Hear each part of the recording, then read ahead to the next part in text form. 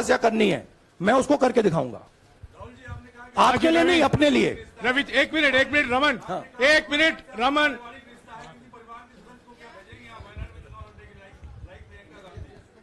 It is not up to me, it is up to Congress president कौन जाएंगे। राहुल जी मेरा सवाल,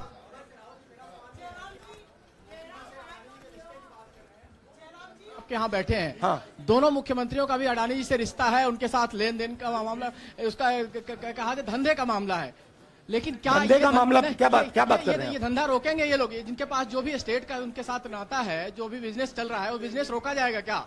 देखिए, सिंपल सी बात है, आप डिस्ट्रैक्ट करने की कोशिश मत कीजिए। 20,000 करोड़ रुपए अदानी जी की शेल कंपनीज में कहां से आए?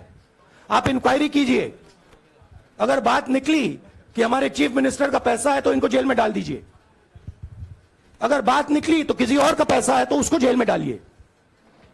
हाँ Siddharth sir, Rahul sir, please madam, एक मिनट।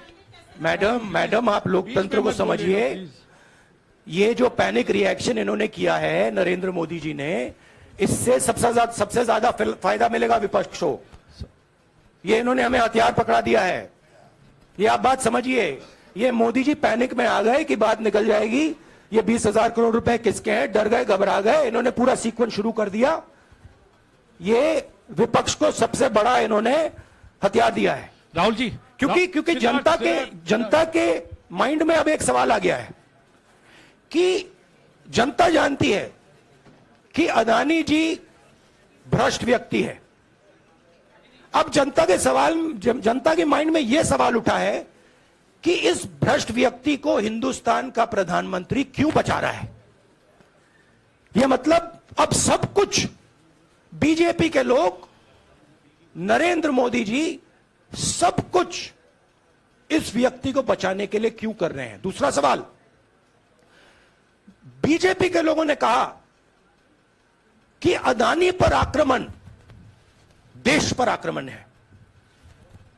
मतलब इनके माइंड में देश अदानी है और अदानी देश है। बात समझिए। राहुल जी मेरा सवाल आपसे ये है कि जब आप ये फैसला सामने आया, आपको मैक्सिमम पनिशमेंट जो है इसमें हो सकती है वो आपके लिए मुकर्रर की गई। इस बीच कई लोगों ने ये भी कहा, आपके पार्टी के भी एक सांसद ने कहा कि कम से कम जज को ये देखना चाहिए था कि सामने जो शख्स है वो एक गांधी परिवार से आता है। इस पर आप क्या कहेंगे? और आपको लगता है मैक्सिमम पनिशमेंट जो है आपके केस में, मैक्सिमम पनिशमेंट आपके लिए मुकर्रर की गई, क्या आपको इसके पीछे क्या कहना है आपका? वही मैंने कहा, अगर डिस्ट्रैक्शन करना है, मैक्सिमम पनिशमेंट की तो जरूरत है। मिनिमम पनिशमेंट से बात थोड़ी बनेगी। मैं तो सोच रहा था भैया 5 साल होते, 7 साल होते, 10 साल होते, वो भी मिल जाता। मुझे क्या फर्क पड़ रहा है यार। Rajdeep,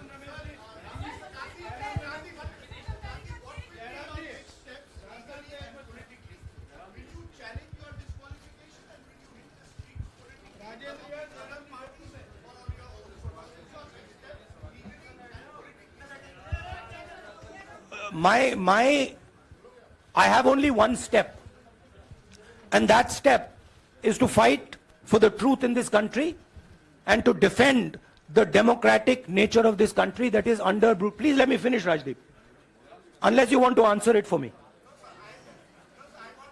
You do that also sometimes. Yeah. So my job, as I see it, is to defend the democratic nature of this country. And I will do whatever I have to do to defend the democratic nature of this country. What does that mean? That means defending the institutions of this country. That means defending the voice of the poor people of this country.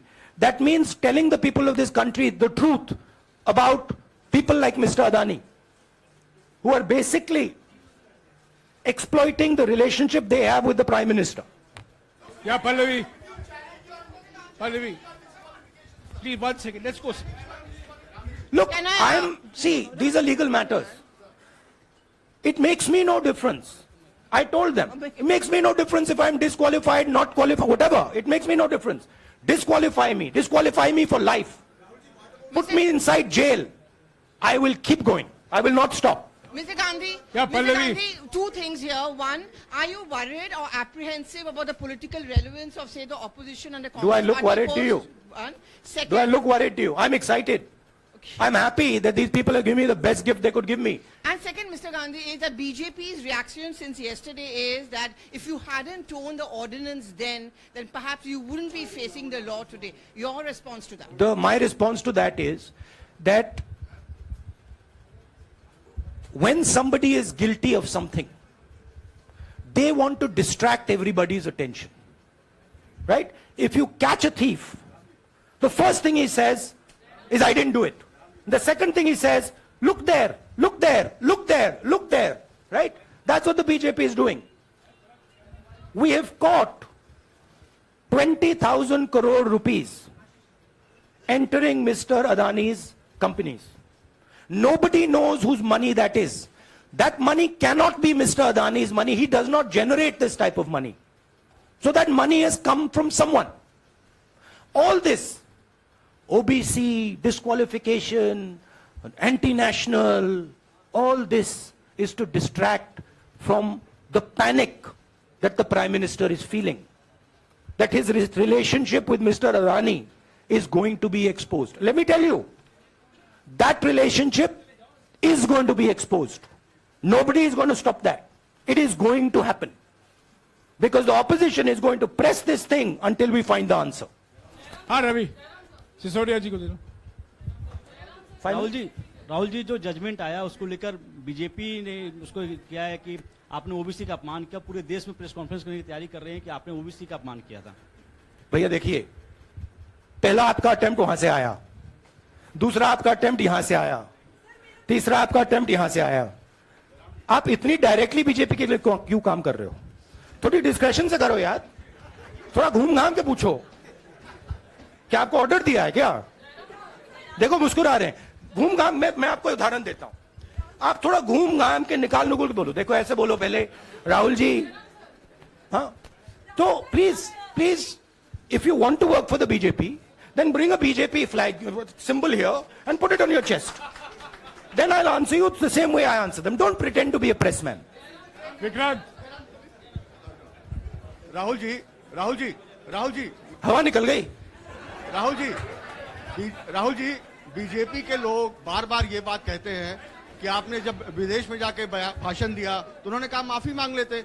अभी कहा कि court में आपसे कहा कि आप माफी मांग लेते. तो जब ये लोग कहते हैं राहुल गांधी माफी मांग लेते तो राहुल गांधी क्या सोचते हैं?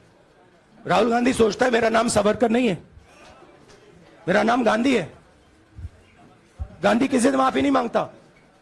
और मैंने कहा, पार्लियामेंट हाउस में कहा कि भैया मुझे बोलने दीजिए ना, एक बार तो बोलने दीजिए. 2 बार चिट्ठी लिखी, तीसरी बार मैं पर्सनली स्पीकर से जाके कहता हूं, स्पीकर सर प्लीज, आप डेमोक्रेसी के लोकतंत्र के आप प्रोटेक्टर हैं, मुझे बोलने दीजिए. मुस्कुरा के कहते हैं भैया मैं तो नहीं कर सकता. आप नहीं कर सकते तो कौन कर सकता है? शायद मुझे जाके मोदी जी से पूछना पड़े, वो तो करने नहीं देंगे. तो मेरा जो पॉइंट है, इस देश में लोकतंत्र खत्म हो गया है. इस देश के लोग जो इनके दिल में है, हमारे दिल में है, बोल नहीं सकते हैं. इस देश के इंस्टीट्यूशन पर आक्रमण हो रहा है. और उस आक्रमण का मैकेनिज्म क्या है? उस आक्रमण का मैकेनिज्म नरेंद्र मोदी जी और अदानी जी का रिश्ता है. वो फाउंडेशन है. मैं नरेंद्र मोदी जी पर सवाल नहीं पूछ रहा हूं, मैं अदानी जी पर सवाल पूछ रहा हूं. बीजेपी अदानी जी को क्यों प्रोटेक्ट कर रही है? आप नरेंद्र मोदी जी को प्रोटेक्ट कीजिए. मैं अदानी जी पे पूछ रहा हूं, आप अदानी जी को क्यों प्रोटेक्ट कर रहे हो? आप इसलिए अदानी जी को प्रोटेक्ट कर रहे हो क्योंकि आप ही अदानी हो. Thank you. Thank you.